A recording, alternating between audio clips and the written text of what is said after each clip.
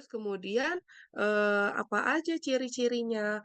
Ciri-ciri mental yang kurang sehat ya, tidur atau makan menjadi terlalu banyak atau terlalu sedikit gitu. Jadi, kurang tidur juga tidak baik, tidur yang berlebihan pun tidak baik gitu, karena segala sesuatu yang berlebihan pun itu tidak baik ya. Ini berlaku juga untuk anak-anak remaja kita gitu ya. Kalau kita melihat anak didik kita atau anak kita sendiri, menemui ciri-ciri yang, mental yang kurang sehat ini itu bisa kita kita lihat dari ciri-ciri mental yang kurang sehat. Karena, orang-orang yang memiliki permasalahan mental biasanya dia kalau nggak bisa tidur atau dia bisa tidur seharian gitu. Untuk apa? Untuk menghindari permasalahan atau emosi-emosi yang dia rasakan. Terus kemudian menarik diri dari orang sekitar atau rutinitasnya. Pasien-pasien atau orang-orang yang sedang berada pada tahap depresi atau memiliki gangguan emosi mood yang tidak baik, biasanya dia cenderung tidak mau melakukan aktivitas bersama teman-temannya. Yang tadinya mungkinnya tipenya ekstrovert menjadi lebih introvert gitu ya. Terus, lebih yang, tadinya ceria jadi lebih senang murung gitu ya.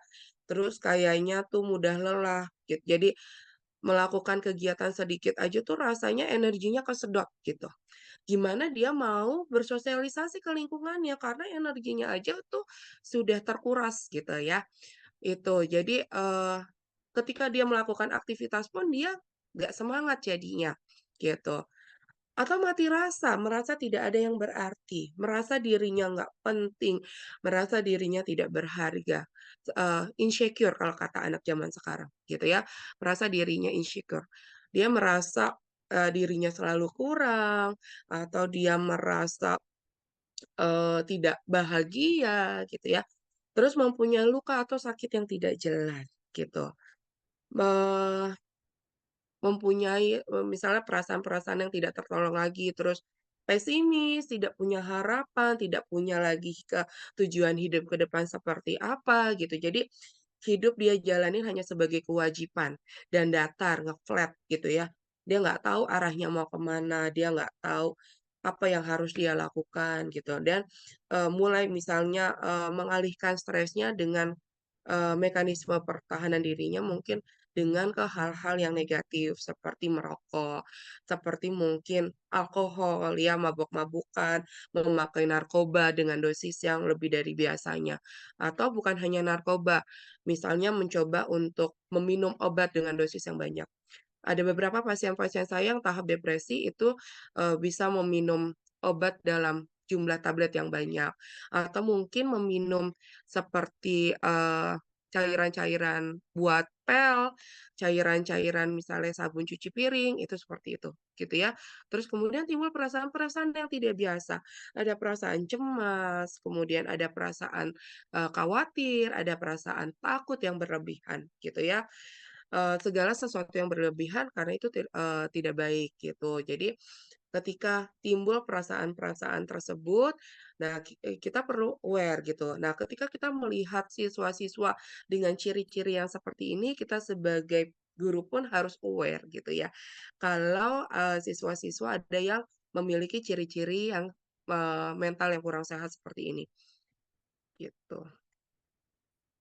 Terus apalagi ciri-cirinya, dia mengalami perubahan mood ya, dan, berpengaruh ini ke dalam hubungan personalnya gitu ya, ke dalam hubungan sosialisasinya. Dia lebih banyak menyendiri gitu, terus kemudian memiliki pemikiran peristiwa yang nggak bisa dilupakan. Jadi pengalaman-pengalaman yang negatif itu selalu berulang-ulang gitu di dalam pikirannya, gitu. Eee, Kalau kata anak zaman now, itu istilahnya namanya overthinking, gitu. Jadi dia overthinking gitu ya, kayaknya otaknya penuh gitu. Penuh, nggak tahu apa yang mau dipikirin. Tuh ada saya beberapa pasien saya yang seperti itu gitu ya. Kayaknya otaknya tuh penuh gitu, kayaknya otaknya berisik gitu, berisik entah yang, mmm untuk mem-blaming dirinya, misalnya di dalam otaknya, eee mengatakan dirinya bahwa dirinya bodoh, mengatakan dirinya jelek, atau mengatakan dirinya kayaknya orang-orang nggak ada yang sayang ya ke saya, gitu. Atau kayaknya orang-orang nggak ada yang, suka ya sama saya gitu gitu. Jadi timbullah overthinking atau pemikiran-pemikiran yang negatif. Lalu kemudian mendengar suara-suara atau mempercayai hal-hal yang tidak nyata. Nah, kalau yang ini udah mulai ke, gangguan-gangguan kayak seperti halusinasi. Dia mendengar ada suara bisikan-bisikan misalnya, yang menyuruh dia untuk menabrakkan diri pada saat membawa motor. Atau, yang menyuruh dia untuk menyakiti dirinya seperti menyilet-nyilet tangannya, gitu ya. Atau yang sudah gangguan jiwa berat itu sudah mendengar suara-suara misalnya, kalau dia sudah punya, ada dulu waktu zaman saya magang di rumah sakit jiwa, dia itu mendengar suara katanya Rhoma Irama gitu. Jadi, ada waham-waham gitu ya, si Rhoma Iramanya itu menyuruh dia untuk bernyanyi gitu. Nah, kalau itu sih masih positif gitu ya. Jadi dia, pada saat dia dirawat di rumah sakit jiwa itu, dia menyanyikan lagu Rhoma Irama setiap hari, karena itu katanya disuruh sama si Rhoma Iramanya gitu. Nah, yang dikhawatirkan ketika suara-suara yang muncul itu adalah suara-suara yang menyuruh dia untuk bunuh diri atau untuk menyakiti diri, untuk nyilet-nyilet tangan, misalnya seperti itu. Nah, itu yang perlu kita khawatirkan. Dan sempat berpikir untuk menyakiti diri sendiri atau orang lain, gitu ya. Misal, ketika dia mau berpikiran untuk loncat dari jembatan, loncat dari gedung, atau mau berpikiran atau sudah melakukan ya, seperti nyilet-nyilet tangan, karena istilah anak zaman now itu namanya barcode ya. Saya pikir tadinya barcode itu barcode yang untuk memang benar-benar scan barcode, tapi ternyata barcode itu adalah istilah untuk self harm atau self harm, silat-silat tangan, istilahnya seperti itu, gitu. Jadi bukan barcode yang untuk scan barcode, gitu. Nah itu. Barcode itu sekarang bukan hanya terjadi pada orang dewasa, ya, tapi barcode itu juga terjadi pada anak-anak sekolah, terutama anak-anak SD, mirisnya, gitu.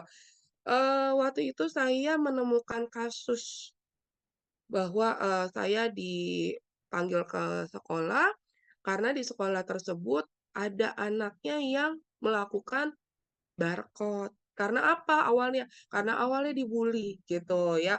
Awalnya dibully, pada akhirnya, dia nggak tahan dibully, dia melakukan barcode.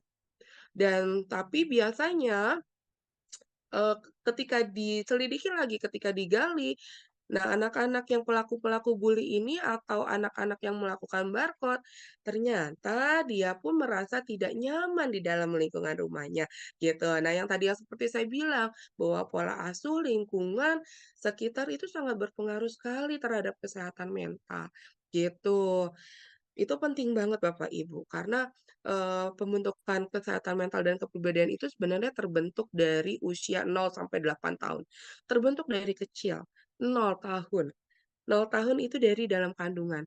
Dari fase di dalam kandungan itu akan mempengaruhi bagaimana ketika anak itu lahir ke dunia, gitu ya.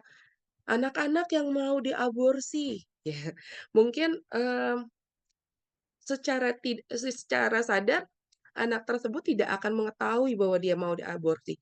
Tetapi secara pikiran bawah sadar dia, anak-anak yang mau diaborsi itu berpengaruh nanti pada saat dia dewasa. Dia akan mengalami, permasalahan-permasalahan mental, gitu. Dan dia akan menjadi orang yang lebih sensitif, menjadi orang yang lebih secara emosional, itu seperti itu, gitu. Terus tidak mampu melakukan hal-hal yang biasa dilakukan.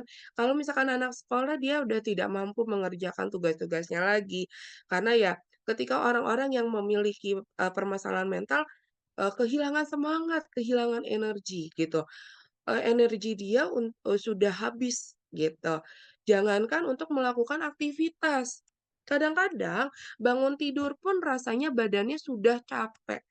Bangun tidur pun rasanya untuk orang-orang yang, memiliki permasalahan mental yang kurang sehat, bangun tidur pun rasanya udah capek Bapak Ibu, gitu ya. Udah nggak ada energi, apalagi dia mau melakukan aktivitas-aktivitas yang banyak, gitu. Makanya mereka lebih senang mengurung diri, berjam-jam di kamar misalnya, atau, nggak mau sekolah misalnya itu seperti itu. Terus kemudian oke.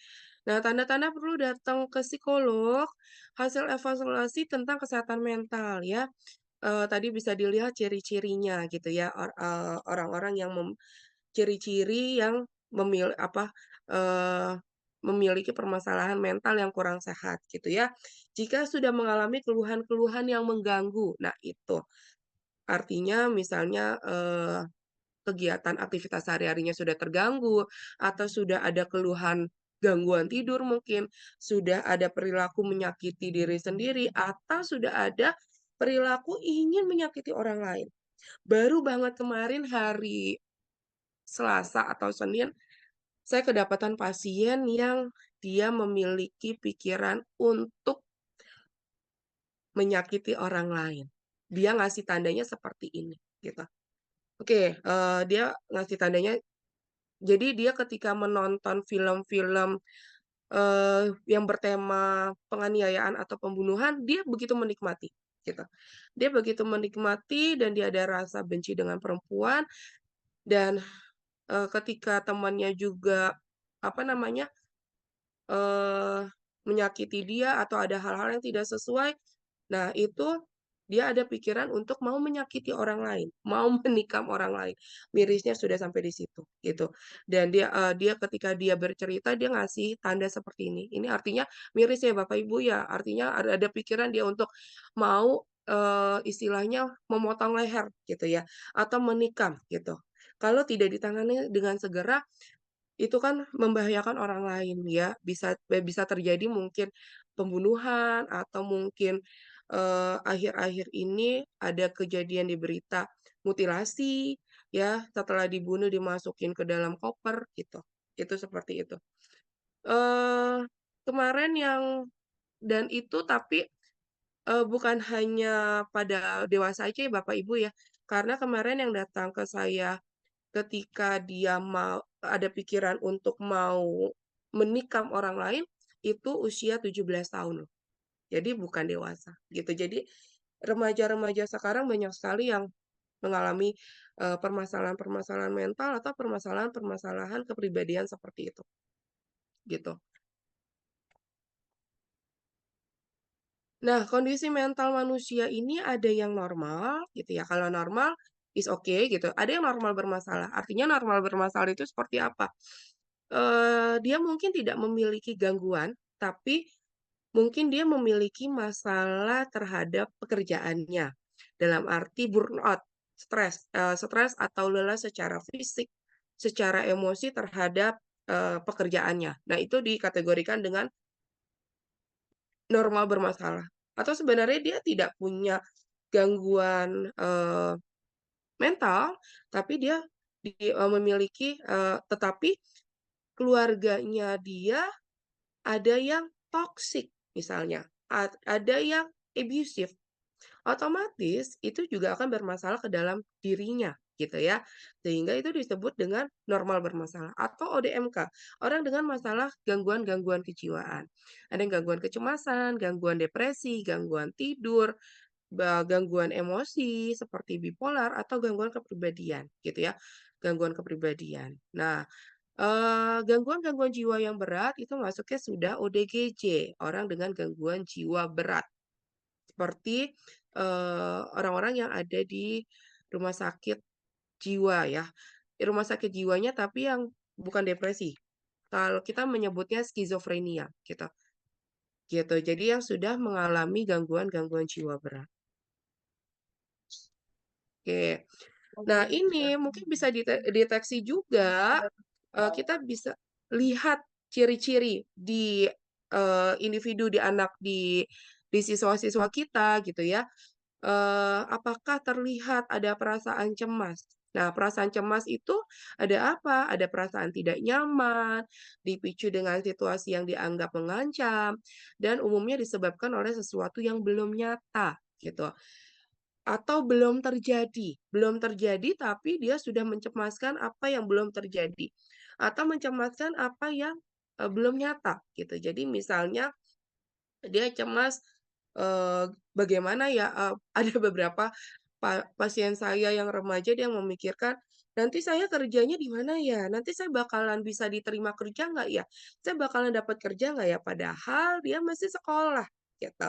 Tapi sudah muncul perasaan-perasaan insecure, sudah muncul perasaan-perasaan kecemasan atau misalnya, cemas ketika dia berada di, eee, biasanya kalau cemas ini yang belum nyata. Tapi kalau takut misalnya, itu sama-sama perasaan tidak nyaman tapi dipicu dengan situasi mengancam yang nyata, gitu. Misalnya, terjadi kebakaran di rumah dia, itu kan nyata ya, wajar kalau dia takut, gitu. Jadi misalnya menghadapi hewan buas, dia menemui hewan buas, atau bencana alam, atau ketika dia mau operasi takut, gitu. Nah itu takut, tapi kalau cemas itu perasaan-perasaan yang belum nyata, gitu. Jadi kalau kalau, itu cemas, gitu. Itu seperti itu. Terus kemudian gejalanya apa kalau cemas, itu ada gejala fisik, ada gejala, eee, perilaku, psikologis, dan ada gejala perilaku. Yang pertama, kalau secara fisik jantungnya berdebar kencang. Nah ini serangan panik ini akhir-akhir ini pun permasalahannya lagi banyak ya, gitu. Saya menemukan beberapa pasien yang punya, gejala serangan panik seperti jantung berdebar kencang, padahal tidak ada kejadian-kejadian yang mengancam, gitu ya. Terus kemudian, apa namanya, otot tegang. Misalnya leher di belakangnya tegang atau sakit, terus tarikan nafas menjadi pendek. Otomatis ketika jantung berdebar, itu pasti larinya ke sesak, gitu. Nah, ini lagi banyak pasien-pasien yang seperti ini, gitu ya. Atau sakit perut, misalnya pagi-pagi dia mau sekolah selalu sakit perut, atau tangan berkeringat, atau tangan gemeteran, misalnya. Terus kemudian psikologi, psikologi itu sulit konsentrasi, mudah lupa. Karena orang-orang yang memiliki permasalahan mental itu biasanya itu juga mudah lupa. Saya punya pasien dia tidak bisa mengingat, eee, pekerjaan-pekerjaannya gitu. Jadi pekerjaannya banyak yang terbengkalai dan kebetulan dia pekerjaannya tuh sebagai customer service. Jadi banyak, pekerjaan terbengkalai karena kenapa? Sedangkan customer service itu kan dia harus mengingat produk-produk kan. Nah, dia tidak bisa mengingat gitu. Nah, pikirannya penuh, dia dipenuhi hal-hal yang belum terjadi atau yang disebut juga dengan overthinking. Nah, kalau misalkan orang-orang yang kecemasan ini, menghindari situasi, ada kesulitan tidur misalnya, terus mimpi buruk, terus kemudian tadi, psikologi mungkin bisa, tambah juga dengan emosi mudah marah-marah, ada mood swing. Nah, perilakunya emosi marah-marahnya sudah sampai misalnya banting-banting barang, gitu ya, atau udah sampai, pegang-pegang pisau misalnya, atau pegang-pegang silet. Nah, itu udah masuk ke tahap depresi. Eee, kalau misalkan perilaku itu, kesulitan tidur itu seperti itu. Terus kemudian ini kalau cemas. Nah, kalau depresi, ini kondisi di mana seseorang mengalami penurunan emosi yang sangat jauh dan jauh ke arah negatif, ya. Kalau misalkan pada umumnya kondisi bahagia itu skalanya ini skala 8, skala 10, tapi kalau kondisi kemungkinan depresi mungkin ini bisa aja skalanya minus gitu ya, skalanya minus, minus 9, minus 10 gitu. Tapi penegakan diagnosis ini perlu dilakukan secara hati-hati oleh kesehatan jiwa. Jadi kita tidak boleh untuk melakukan self diagnosis gitu ya, melakukan self diagnosis sendiri. Kita lihat ciri-cirinya dari Google gitu. Oh dia nangis-nangis setiap hari. Oh terus udah bisa dikatakan orang itu depresi, padahal belum tentu gitu. Ternyata dia nangis-nangisnya karena habis kehilangan, eee, orang tuanya misalnya. Nah itu kan wajar kalau misalkan dia nangis pada saat dia berduka. Lalu apa ciri-cirinya sih kalau misalkan orang lagi berada dalam taraf, depresi. Yang pertama ada mood depresi, ya. Mood depresi itu, sering sedih, selalu menangis setiap hari mungkin, terus kehilangan minat, perubahan badan yang signifikan, kesulitan berpikir, sulit konsentrasi, adanya penurunan aktivitas sudah pasti. Rasa lelah, kehabisan energi, ada perasaan tidak berharga, merasa dirinya, tidak berguna gitu ya, atau merasa selalu bersalah terus-menerus, dirinya terus-menerus, tuh, kalau kata bahasa awamnya tuh ngata-ngatain dirinya, "Iya, aku tuh emang bodoh, aku tuh emang nggak cantik," misalnya, "Aku tuh emang layak diperlakukan seperti ini," gitu, atau, "Aku emang pantas mendapatkan situasi seperti ini," gitu ya. Jadi, dia akan terus dirinya, gitu. Karena apa? Ada perasaan tidak berharga, perasaan tidak mampu berperan di dalam dirinya. Kehilangan kemampuan untuk menentukan atau mengambil mengambil keputusan, kehilangan konsentrasi hampir setiap hari, dan terparahnya adalah ada pemikiran untuk menyakiti diri, self harm, atau sudah melakukan percobaan bunuh diri. Banyak sekali berita-berita akhir-akhir ini yang bisa kita lihat bahwa tiba-tiba orang ditemukan menggantung. Saya pernah lihat berita orang menggantungkan diri di flyover misalnya, gitu ya. Atau, pernah juga ada kejadian orang loncat dari apartemen, gitu ya. Jadi sudah ada bukan hanya pikiran aja, tapi tindakan mau percobaan, sudah mencoba di pinggiran misalnya, di pinggiran flyover. Nah, atau sudah mencoba meminum, obat dalam jumlah banyak, meminum, cairan-cairan, zat-zat kimia gitu misalnya ya. Nah, itu sudah masuk depresi gitu. Jadi, nah ini ada frekuensinya, ada intensitasnya. Artinya kalau dalam waktu baru 2 hari, 3 hari, belum bisa juga kita bilang itu dia depresi, gitu. Nah, ciri-cirinya, permasalahan mental itu minimal berapa lama? Minimal 2 minggu ya Bapak Ibu. Minimal 2 minggu sampai 1 bulan lebih, gitu. Untuk, bisa berdiri tegak suatu diagnosa, gitu. Jadi kalau baru nangis-nangis 2 hari, 3 hari, belum bisa juga dikatakan dia depresi. Tapi harus didukung juga dengan tanda-tanda yang lainnya, gitu. Dan intensitasnya dilihat juga frekuensinya. Sudah berapa lama kira-kira, gitu. Kalau baru sehari 2 hari misalnya, dia nangis karena kelelahan dalam bekerja, ya itu masih wajar-wajar aja. Tapi kalau sudah 2 minggu, 1 bulan, masih dalam, memiliki emosi yang negatif, nah itu perlu dipertanyakan, gitu ya. Terus kemudian insomnia, gangguan tidur yang berlangsung minimal selama 3 bulan. Ini sulit memulai tidur atau sulit mempertahankan tidur yang berkualitas. Artinya, tidurnya nggak pula, sering terbangun-bangun di dini hari dan tidak bisa tidur kembali, gitu ya. Itu udah masuk ke gangguan insomnia. Gangguan yang terjadi sangat mempengaruhi keberfungsian sehari-hari, gitu. Mempengaruhi pekerjaan atau kalau pelajar akan mempengaruhi bagaimana dia di sekolah. Di sekolah mungkin jadi lebih mudah ngantuk, gitu. Kenapa dia insomnia? Bisa jadi dia overthinking, gitu. Pada saat dia mau tidur, dia overthinking, dia nge-blaming dirinya, atau dia nangis, dia sedih, dan lain-lain. Banyak faktor, ya, banyak faktor. Jadi, itu yang membuat dia mungkin jadi nggak bisa tidur atau, bahkan nggak bisa tidur sama sekali gitu, nggak bisa tidur 2 hari, 3 hari itu apalagi ya, itu sudah perlu konsultasi.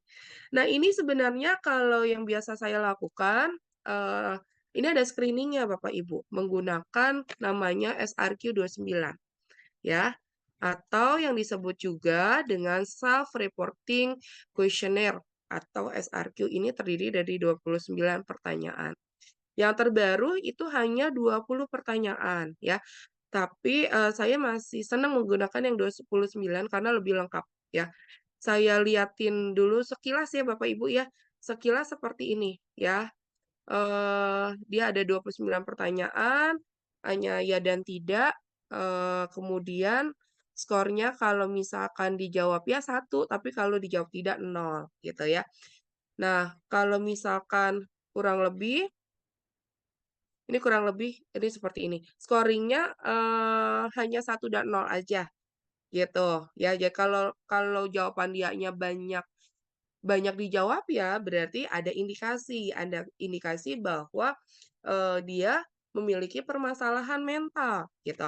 Ini bisa digunakan dari anak remaja SMP ya, walaupun sebenarnya anak remaja ada juga yang namanya SDQ, tapi SDQ itu kalau kita di puskesmas itu kita tahu memahami bisa kayak, SDQ dan SRQ, tapi SDQ itu scoring-nya lebih rumit. Kalau untuk anak kelas 6, kelas 5 dan cara berpikirnya dia kooperatif, cara berpikirnya pintar, ini bisa dipandu dipandu menggunakan SRQ 29 ini, tapi kita pandu gitu, supaya dia benar-benar paham sama pertanyaannya, gitu. Itu seperti itu. Nah, tanda-tanda yang perlu dirujuk, nih, satu merasakan emosi negatif ya, eee, hampir setiap waktu dengan intensitas yang mendalam gitu ya, itu udah setiap hari dan frekuensinya tuh sudah lebih dari 2 minggu misalnya, udah lebih dari 1 bulan gitu. Terus ada perubahan perilaku yang signifikan, yang tadinya misalnya, dia ceria jadi tiba-tiba murung, tiba-tiba terlihat, sering terlihat sedih gitu. Dan fungsi sosialnya terganggu, yang tadinya dia senang bergaul, ini jadi menyendiri, terus nggak mau main keluar sama teman-temannya, misalnya ya, tidak mampu memenuhi kebutuhannya sendiri. Misal, nggak ada nafsu makan, nggak mau makan, gitu. Terus, nggak mau mandi, misalnya ya. Terus hanya tidur aja, misalnya. Terus kemudian hubungan sosial memburuk, itu udah pasti ya. Merokok berlebihan, menggunakan alkohol. Pada orang dewasa pun ketika seseorang merokok, ya bisa jadi karena hobi, bisa juga karena pelampiasan rasa tidak berdaya dia atau pelampiasan stresnya dia ke rokok, atau ada yang sampai ke narkoba dan ke alkohol. Sulit mengambil keputusan, terus-menerus nih keingatan sama trauma-traumanya. Misalnya terus keingat ketika dia dibully, di waktu kecil, terus, selalu teringat misalnya ketika dia dibentak-bentak, itu seperti itu. Mudah terkejut ya, lagi tidur tiba-tiba kaget. Kagetan, terus mimpi buruk, sering ngigau mungkin, menampilkan emosi datar atau reaksi emosi yang berlebihan, marah yang berlebihan, seperti banting-banting barang tadi, atau datar, flat gitu ya, kayak nggak punya arah tujuan gitu. Kehilangan minat udah pasti dan pastinya ada pikiran atau keinginan untuk bunuh diri.